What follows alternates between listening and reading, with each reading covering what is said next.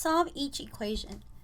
To solve this problem, we need to get rid of this radical sign. So what we're going to do is we're going to raise each side to the same power as the index.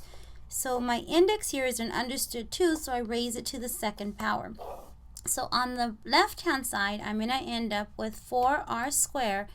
And remember, when you take the square root of something and then you square it, you're undoing what's being done. So you're just left with what's underneath the radical. So 48 minus 20r divided by 2. The next step is we want to clear the fraction, or this divide by 2. To do that, I'm going to take the whole equation and multiply it by 2. So we end up with 8r squared is equal to 48 minus 20r. So 2 times 4 is 8, and when I multiply this times the 48 minus 20 and divide it by 2, that 2 is going to cancel with that 2. Then what I want to do is write this equation in standard form. So I'm going to add 20r to both sides. So we get 8r squared plus 20r is equal to 48. Then I subtract 48 from both sides, and I get 8r squared plus 20r minus 48 is equal to 0. Before I even start factoring this, I'm going to see if I have a common factor. And I can see that 4 can go into 8, 20, and negative 48. So I'm going to factor out that common factor, or I can divide everything by 4. So if I take and divide everything by 4, I'm going to be left with 2r squared plus 5r minus 12 is equal to 0. And this equation is easier to work with. So I can either try factoring this, or I can try using the quadratic equation. So if I try factoring, I'm looking for two numbers that add up to 5 and multiply to a negative 24. So I could use 8 and a negative 3. So I put it in a box, and I get 2r squared, 8r, minus 3r, and then negative 12. So we put the first term in the first box, and when we put 8 and negative 3 with the r in the second and third box, and then we put the last term in the last box.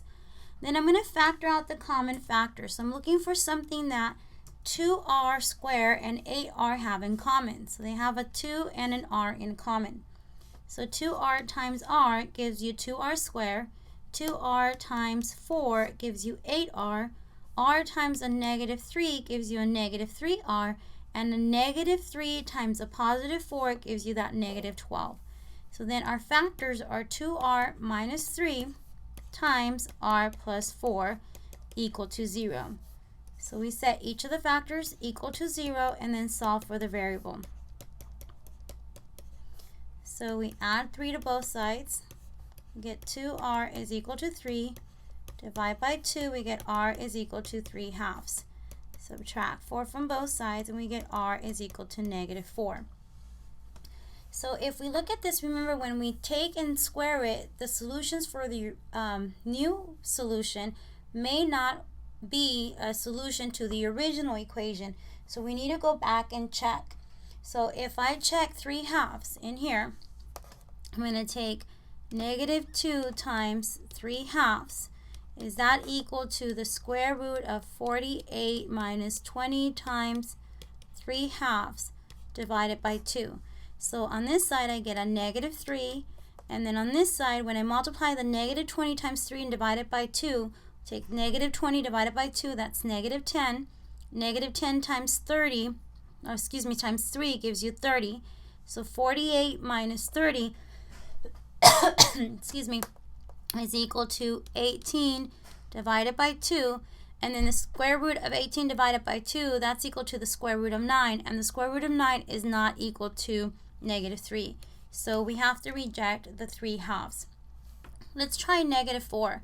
If I plug in the negative 4 for r here, we're going to get negative 2 times a negative 4 is equal to the square root of 48 minus 20 times negative 4 divided by 2. So 8 is equal to, if I take negative 20 times a negative 4, that gives me an 80, a positive 80, And 48 plus 80 is equal to 128 divided by 2.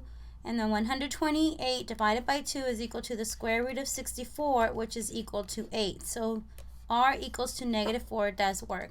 So the answer to this question would be r is equal to -4.